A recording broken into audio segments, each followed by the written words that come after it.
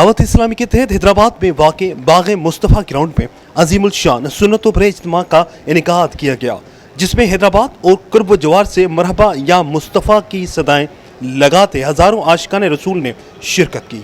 जबकि अराकीन शुरा हाजी अयाज अत्तारी, हाजी फारूक जिलानी, हाजी फजील रजा अत्तारी समेत मुख्तलिफ शोबा जात के जिम्मेदारान, उलमा इकराम, सियासी, ताजिर बिरादरी, समाजी, तहफ़ती शोबे से वाबस्ता अफराद भी शरीक हुए।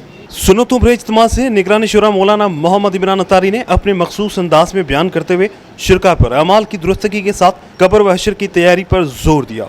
उनका कहना था कि अफसोस मुसलमानों में क़यामत के दिन अपने अमाल के हिसाब से ग़फलत आम हो चुकी है।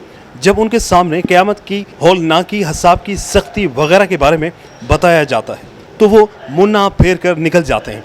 हम बचपन से सुनते आ रहे हैं कि मरने के बाद अपनी करनी का फल भुगतना पड़ेगा, कब्र व हशर में हिसाब देना होगा, मगर बदकिस्मती से हम कब्र और क़यामत के इस मामले में गौर करने से गाफिल होते जा रहे हैं। अफसोस हमारी फ़िक्र आखिरत के बारे में ना रही। मौलाना मोहम्मद इमरान अत्तारी ने मज़ीद कहा कि अपनी सोच को, अपने आमाल को, अपने अहदाफ को दुरुस्त कर लें, अनकरीब मौत आने वाली है। हम में से कोई भी ऐसा नहीं जिसके घर से जनाजा नहीं उठा। मामला बड़ा नाजुक है। अनकरीब मौत आनी है, कब्र में जाना है, क़यामत के दिन उठना है और अपने नामा अमाल का हिसाब देना है। हम इस बारे में कितना गौर करते हैं और उसे कितना याद करते हैं। क़यामत के दिन नमाज के बारे में, जुल्म के बारे में सवाल होगा।